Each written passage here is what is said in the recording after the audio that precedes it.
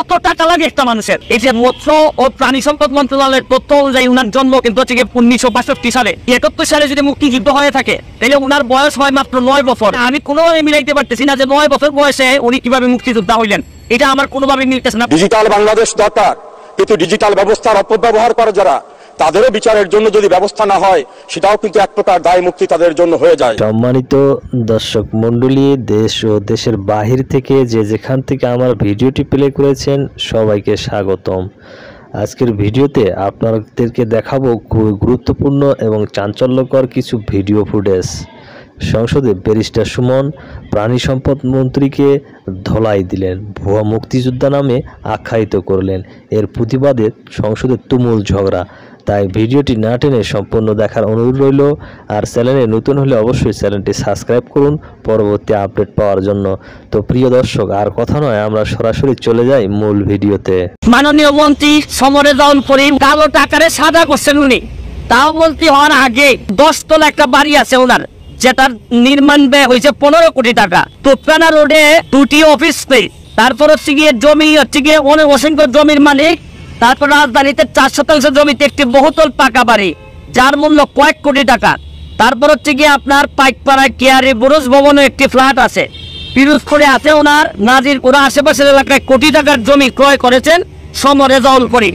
এটা আমার সমস্যাটা যে জায়গায় হয়েছে, এত জায়গা থাকার পরও, সম্পদ থাকার পরও, ঢাকা শহরে এরকম 2-3টা বাড়ি থাকার পরও উনি মন্ত্রী হওয়ার 1 মাস 2 দিনের মধ্যে আবার রাজুক থেকে প্লট বরাদ্দ নিছেন। তাও আমার কথা হচ্ছে যে কত টাকা লাগে একটা মানুষের। সালে যদি মুক্তিযুদ্ধ হয়ে থাকে তাহলে উনার বয়স হয় মাত্র 9 বছর। 9 বছর বয়সে উনি মুক্তিযোদ্ধা কিভাবে হলেন আমার জানা নাই, কারণ আমার মেয়ের বয়স 9। এই মেয়েকে এখনো স্কুলে পাঠাইতে গেলে একটা মানুষকে দিয়ে আমার স্কুলে পাঠাইতে হয়।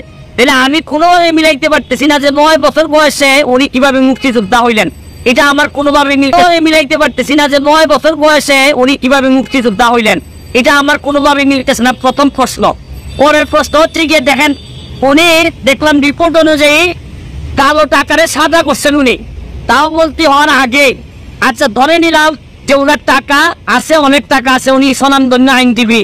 এখন কালো টাকারে তিনি সাদা করেন, তার পক্ষে কিন্তু উনার মন্ত্রণালয়ে যত মানুষ দুর্নীতিবাজ আছে, যারা কালো টাকার মালিক, তাদেরকে তো নৈতিকভাবে উনি কোনো কথাই বলতে পারবেন না, কারণ উনি নিজেই তো কালো টাকার মালিক ছিলেন, যেটা উনি সাদা করছেন। এই রিপোর্ট অনুযায়ী এখানে স্পষ্ট আছে। এরপরে আমি আপনাদেরকে আরো জিনিস দেখাইতে চাই। আজ কিছু লাগে যে অত্যন্ত দয়ালু মৎস্য প্রাণী সম্পদ মন্ত্রী যিনি, তিনি হচ্ছেন গিয়ে আমাদের মাননীয় মন্ত্রী সমর রেজাউল করিম। উনি হচ্ছেন গিয়ে আমার জন্য একটি আইডল, আদর্শের জায়গা বলতে পারেন। আমি ওনাকে আদর্শ হিসাবে মনে করি এবং মনে করতাম আগে থেকে। ওনার কথা শুনলে আমার কাছে মনে হতো আমি হাঁ করে তাকিয়ে থাকতাম যে এত সুন্দর কথা বলেন, এবং আমি ওনার মতোই হতে চাইতাম। কিন্তু আজকে যখন দেখলাম যে একটা নিউজ আসছে, আমি জানি না আপনারা দেখেছেন কিনা, সমকালে একটা নিউজ আসছে। এই নিউজটা পড়ার পর আমার কাছে, এই সমকালের নিউজটা আমার কাছে পড়ার পর আমার মনে হইছে যে 2-1টা কথা আমার মনে হয় বলা উচিত। কারণ আমি একটা কথা যে একটা বিশ্বাস করি যে আমি বঙ্গবন্ধুর সৈনিক, যেখানে দুর্নীতি কোনো গন্ধ পাই, যেখানে মানে মানুষের টাকা বা মানুষের টাকা নষ্ট হয় এরকম জিনিস পাই, আমি দাঁড়াই যাই, জীবনের যত ঝুঁকি থাকুক তা কেন। আমি প্রথমে একটা কথা আপনাদেরকে বলতে চাই যে এই রিপোর্ট অনুযায়ী দেখলাম এই যে মৎস্য ও প্রাণী সম্পদ মন্ত্রণালয়ের তথ্য অনুযায়ী উনার জন্ম কিন্তু হচ্ছে 1962 সালে। 1962 সালে উনার জন্ম হয়ে থাকলে উনি মুক্তিযোদ্ধা হিসাবে দাবি করতেছেন, উনার সার্টিফিকেট আছে মুক্তিযোদ্ধার। এবং উনি 71 সালে যদি মুক্তিযুদ্ধ হয়ে থাকে তাহলে উনার বয়স হয় মাত্র 9 বছর। 9 বছর বয়সে উনি মুক্তিযোদ্ধা কিভাবে হলেন আমার জানা নাই, কারণ আমার মেয়ের বয়স 9। এই মেয়েকে এখনো স্কুলে পাঠাইতে গেলে একটা মানুষকে দিয়ে আমার স্কুলে পাঠাইতে হয়। তাহলে আমি দিনে রাতে জীবনের ঝুঁকি নিয়ে বাংলাদেশটার সামনের দিকে এগিয়ে নিয়ে যাচ্ছেন। আর আমাদের মতো লোকগুলা যদি এইভাবে আমরা বিতর্কিত হয়ে যাই, আমাদের যদি এত সম্পদ দরকার হয়, তাহলে পুরোভাবে বঙ্গবন্ধু সীমাভাবে আমরা পৌঁছাইতে পারবো না। আমি এখনো বিশ্বাস করি যে উনি প্রতিবাদ দিয়ে মামলা করবেন যদি এগুলো সত্য হয়ে না থাকে। আর বিশেষ করে মুক্তিযোদ্ধার বিষয়টা, উনি যদি প্রকৃত অর্থে হয় উনি মুক্তিযোদ্ধা হিসেবে সঠিক কিনা উনি প্রমাণ করবেন, নাইলে ওনার জন্ম সাল ঠিক কিনা এটা ওনাকে প্রমাণ করতে হবে। আর নাইলে মুক্তিযুদ্ধ এবং মুক্তিযোদ্ধাদের মতো এই একটি সম্মানিত জিনিস নিয়ে উনি যদি কোনো কিছু করে থাকেন এটা আমাদের জন্য চরম দুর্ভাগ্য হবে। আজকের মতো বিদায় নিচ্ছি, ভালো থাকবেন। যতদিন বেঁচে আছি প্রতিবাদ করার মধ্যে দিয়ে যাইতে চাই, আর মরে গেলে তো আপনাদের কাছে শুধু দোয়া চাই। ধন্যবাদ মাননীয় সদস্য, মাননীয় মন্ত্রী। মাননীয় স্পিকার, আপনাকে ধন্যবাদ এবং বিশেষভাবে আপনাকে অভিনন্দন যে মহান জাতীয় সংসদে আপনি 4 বার স্পিকারের দায়িত্ব পালন করে আপনার প্রজ্ঞা, আপনার যোগ্যতা, আপনার ধীশক্তি এবং অনন্য অসাধারণ দায়িত্ব পালনের মধ্য থেকে জাতীয় সংসদকে সকলের কাছে গ্রহণযোগ্য গণতান্ত্রিক চর্চার প্রতিষ্ঠানে পরিণত করেছেন। আমি আমার কথা বলার শুরুতেই গভীর শ্রদ্ধার সঙ্গে স্মরণ করছি আমাদের জাতির ইতিহাসের শ্রেষ্ঠ সন্তান, আমাদের মহান শিক্ষক, স্বাধীন 54 নম্বর দাগে হচ্ছে 10 তলা একটা বাড়ি আছে ওনার, যেটার নির্মাণ ব্যয় হয়েছে 15 কোটি টাকা।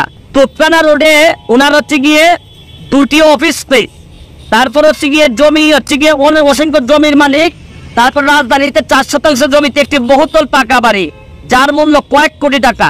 তারপর হচ্ছে গিয়ে আপনার পাইকপাড়ায় কেয়ারি বুরুজ ভবনে একটি ফ্ল্যাট আছে, পিরোজপুরে আছে ওনার নাজিরপুরা আশেপাশের এলাকায় কোটি টাকার জমি ক্রয় করেছেন সমরেজাউল করিম। আমার কথা হচ্ছে যে উনি হয়তো অনেক ধনী হইতে পারেন, ওনার এই জায়গা সম্পত্তি থাকতে পারে, এটা আমার সমস্যাটা যে জায়গায় হয়েছে এত জায়গা থাকার পরও, সম্পদ থাকার পরও, ঢাকা শহরে এরকম 2-3টা বাড়ি থাকার পরও উনি মন্ত্রী হওয়ার 1 মাস 2 দিনের মধ্যে আবার রাজুক থেকে প্লট বরাদ্দ নিছেন। তাও আমার কথা হচ্ছে যে কত টাকা লাগে একটা মানুষের, কত টাকা হইলে মানে এটা তো ঠিক এই বরাদ্দ তো নিবে যারা হচ্ছে গিয়ে ধরেন হয়তো দেয়নি, উনি কিছু করেন নাই, কিন্তু এত জায়গা সম্পত্তি থাকার পরে একটা মানুষের আবার এই জায়গা নিতে হয়, এইটা আমার কাছে মনে হয়েছে যে এটা কঠিন বাস্তবতা। আমি এই রিপোর্টটা এখনো বিশ্বাস করতে চাই না, কারণ উনি এখনো আমার আইডল। আমি মনে করি উনার যেভাবে উনি কথা বলেন আমি এখনো বিশ্বাস করতে চাই। আমি বিশ্বাস করি উনি এই সমকালের যতগুলা লেখা আসছে এইটার একটা প্রতিবাদ দিবেন অথবা এদের বিরুদ্ধে মামলা করবেন যদি তিনি শতায়ু হবেন। মাননীয় স্বরাষ্ট্রমন্ত্রী এখানে আছেন, আমি বলবো আমরা ডিজিটাল বাংলাদেশ কায়েম করেছি, কিন্তু ডিজিটাল ব্যবস্থার অপব্যবহারের ভয়ঙ্কর ক্ষতিগ্রস্ত যারা, তাদেরও বিচার পাওয়ার অধিকার আছে। আমি একটি মামলায় মাননীয় স্বরাষ্ট্রমন্ত্রীর কাছে বারবার গিয়েছি, পুলিশের সংশ্লিষ্ট কর্তৃপক্ষের কাছে গিয়েছি, আসামিরা স্বীকারোক্তি করার মামলায় 3 বছরে চার্জশিট দেওয়া হয় না। এই অজুহাতে আসামিরা জেলখানার থেকে বের হয়ে যাচ্ছে। ডিজিটাল বাংলাদেশ দরকার, কিন্তু ডিজিটাল ব্যবস্থার অপব্যবহার করে যারা, তাদেরও বিচারের জন্য যদি ব্যবস্থা না হয় সেটাও কিন্তু এক প্রকার দায় মুক্তি তাদের জন্য হয়ে যায়। আশা করি এই বিষয়গুলো সংশ্লিষ্ট যারা আছে তারা গুরুত্বের সঙ্গে বিবেচনা করবেন। মাননীয় স্পিকার, আপনাকে অনেক অনেক ধন্যবাদ। জয় বাংলা, জয় বঙ্গবন্ধু, বাংলাদেশ। সম্মানিত দর্শক, আপনারা সম্পূর্ণ ভিডিওটি দেখলেন। ভিডিওটি দেখে আপনার মতামত অবশ্যই কমেন্ট বক্সে শেয়ার করবেন। এরকম নিত্য নতুন আপডেট পেতে আমাদের চ্যানেলের সঙ্গে থাকুন। দেখা হবে পরবর্তী কোনো ভিডিওতে। ধন্যবাদ।